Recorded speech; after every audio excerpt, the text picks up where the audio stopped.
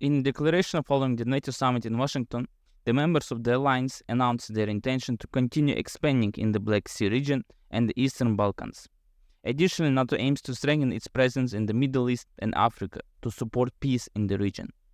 Furthermore, NATO pledged to provide political, economic, financial, and humanitarian assistance to Ukraine. The alliance stated that it will support Kyiv on its irreversible path towards full Euro-Atlantic integration, including membership in the alliance. For these purposes, NATO plans to allocate 40 billion euro to Ukraine over the next year. This summit was held during a time when American hegemony is declining. As I have stated many times before, the American elite is all in to save its own hegemony, as losing it could mean losing a lot of money and power for them. If we break down the word NATO, we will see that it stands for North Atlantic Alliance. The countries located in the North Atlantic region include United States, Canada, Mexico, the Bahamas, Cuba, Haiti, Dominican Republic, Iceland, United Kingdom, Ireland, Portugal, Spain, France, and Norway. Out of these 14 countries, 8 are members of NATO. However, NATO consists of 32 states. After expanding towards Russia from the North Atlantic, the entire Europe is now under NATO, with a few countries excluded.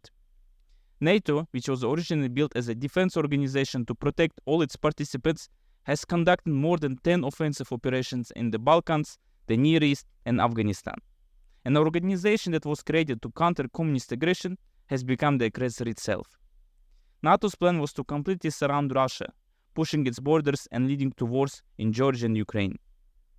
Many people may argue that this is not true, saying that Russia attacked first or that NATO is a self-defense organization. Having the most powerful propaganda machine in the world, the West manipulates nations that claim to be democratic with freedom of speech. This allows them to expand further into the territories of other countries without worrying about what their ordinary people say. They shut down those who go against this expansion, blaming Russian Chinese agents, bots, and propagandists. NATO continued to push further into territories that have no connection to either the North Atlantic or Europe. NATO is also strengthening its position in the Indo-Pacific region. The so-called self-defense organization is now gaining influence in countries such as Japan, South Korea, Australia, and New Zealand. NATO's influence is expanding into the Indo-Pacific region. But what is the reason for this? China. How is the China threat? The last time China invaded another country was 45 years ago in Vietnam. 45 years. The last time a NATO invasion army was in another country was 3 years ago with an escape from Afghanistan, where people were falling off the planes. Why is NATO in Asia? Why can the USA do it its own without NATO? Because the USA wants its own colonies in Europe to pay for the cost of its expansions. Now, not only the US, but all other 31 states will pay a lot of money so that later the USA could use it. NATO has become one of the biggest threats to world stability.